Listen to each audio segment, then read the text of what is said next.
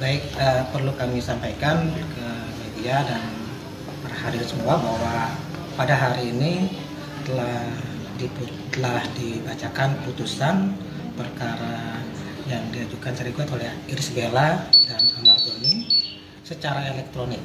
Jadi majelis hakim telah memuasyarah dan sepakat menjatuhkan putusan dan diunggah melalui sistem informasi pengadilan ya.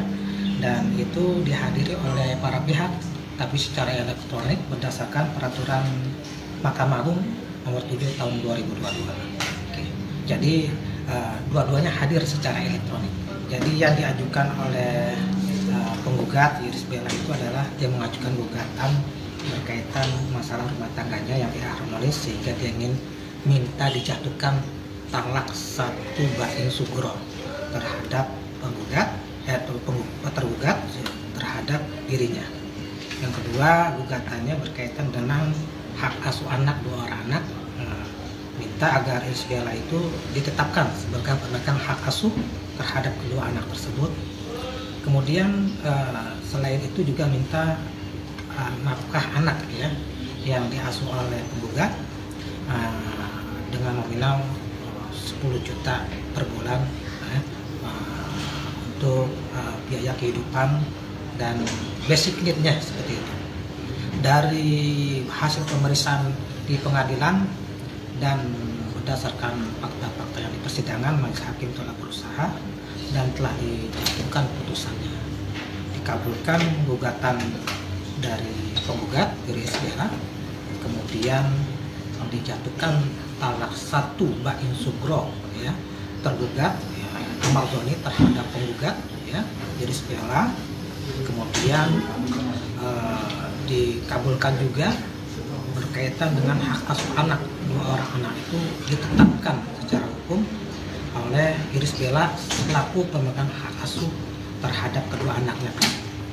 Namun demikian dalam amar putusan pemeliharaan anak ini majelis hakim menambahkan dengan memberikan akses. Jadi Iris Bella diperintahkan untuk memberikan akses kepada Ahmad Doni yang tidak memegang hak asuh anak ini untuk tetap dapat bertemu dan mencurahkan kasih sayangnya selayaknya sebagai ayah kandungnya terhadap kedua orang anaknya tersebut.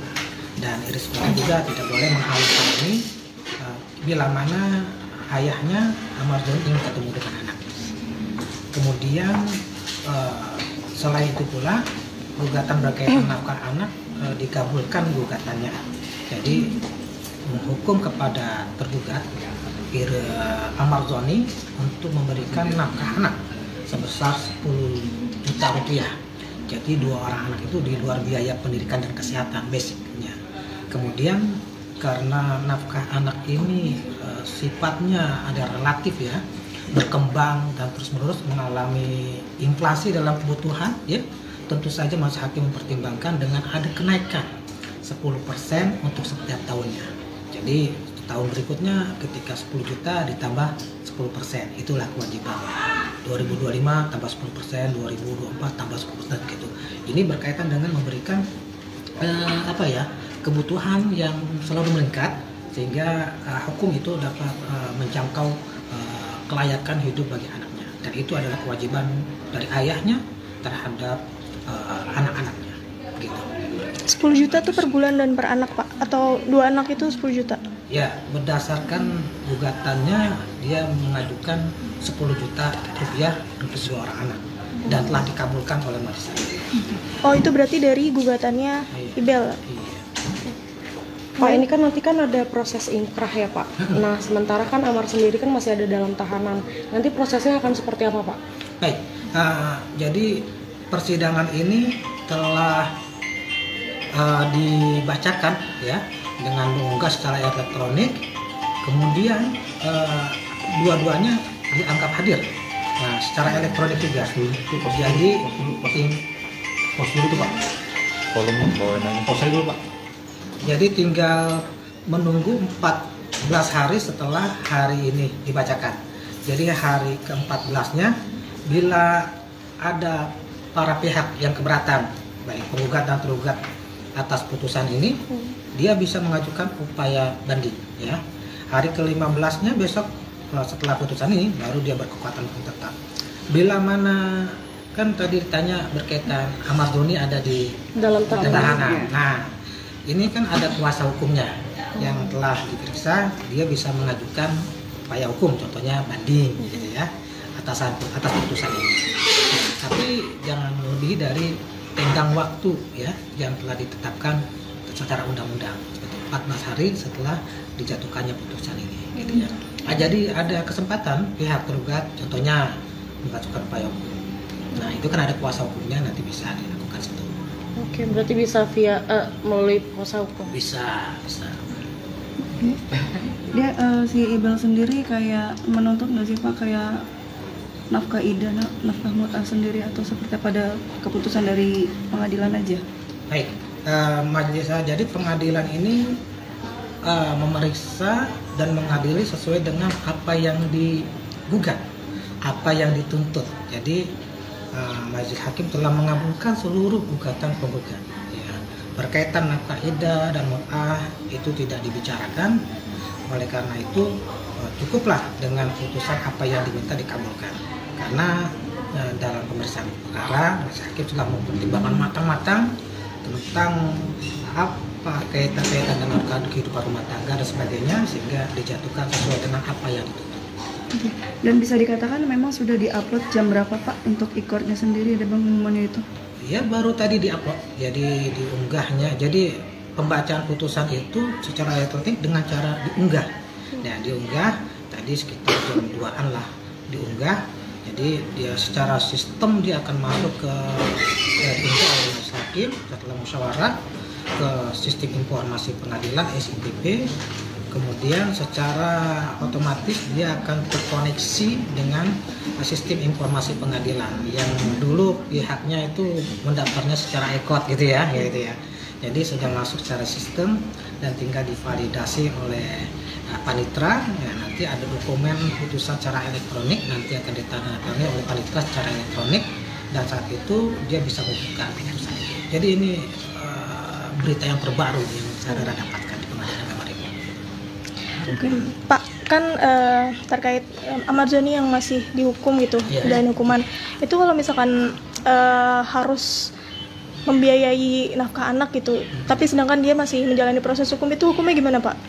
Baik, majelis hakim telah menjatuhkan seperti itu ya, dan tentu saja kewajiban itu tetap melekat kepada Ahmad Zoni sebagai ayahnya ya, dan pengadilan ini tidak memeriksa berkaitan dia masih di penjara dan enggak sampai ke kasus pidana itu tidak. Tapi yang dipertimbangkan matang-matang adalah kepatutan, kelayakan, dan kemampuan Ahmad Zoni ya. Jadi kemudian tentu saja berkaitan dengan ini, kaitan dengan anak ya, maka yang terpenting adalah the best interest of child, kepentingan yang terbaik bagi anak.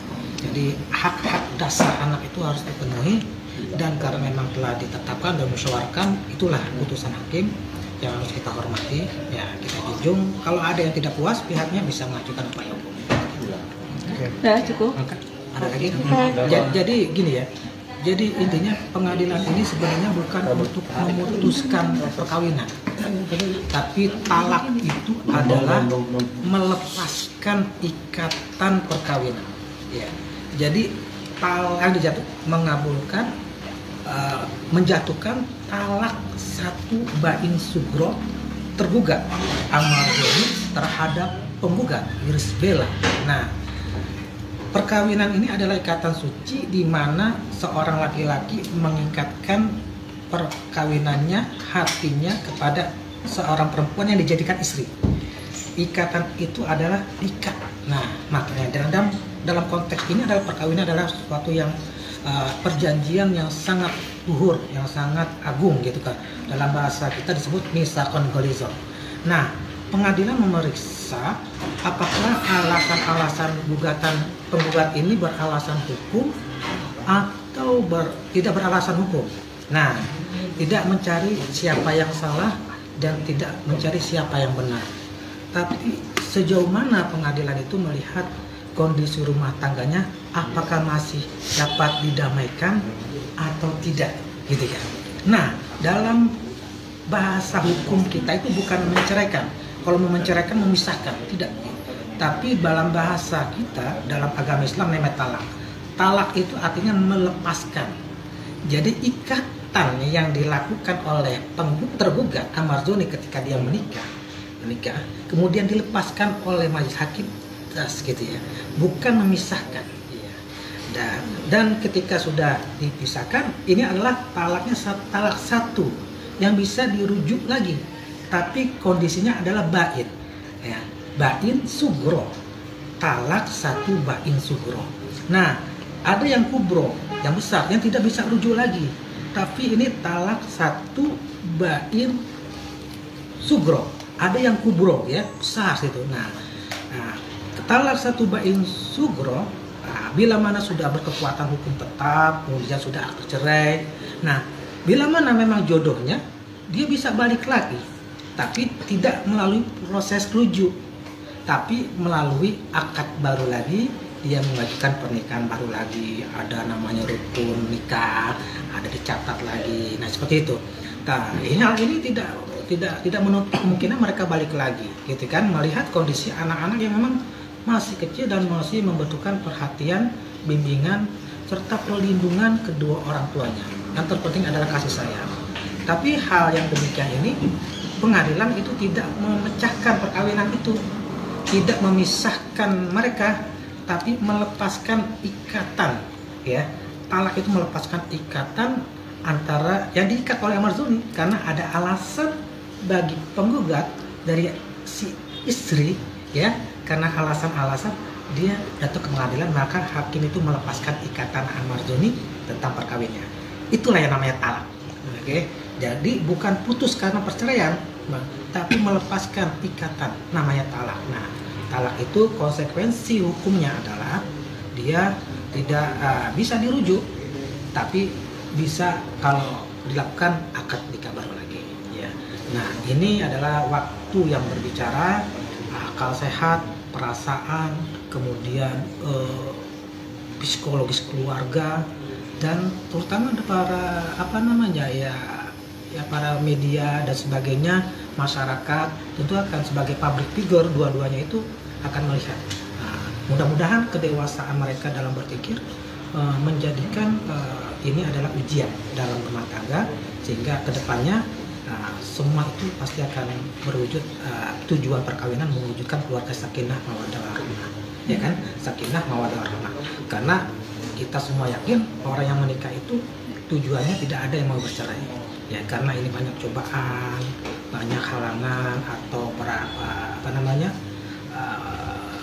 suatu kondisi yang memang tidak dapat dihindari, contohnya tapi negatif. Nah, itu harus kita lakukan sesuatu sikap hukum. Nah, sikap hukum pengadilan ya ini adalah menjatuhkan talak satu bahin sugro tergugat Amar-Zoni terhadap. Jadi kira-kira gitu ya. Jadi esensinya begitu. Oke. Siap. Terima kasih, Pak. Terima kasih sudah menonton video ini. Jangan lupa subscribe dan aktifkan lonceng notifikasi supaya kamu nggak ketinggalan video terbaru dari Grid.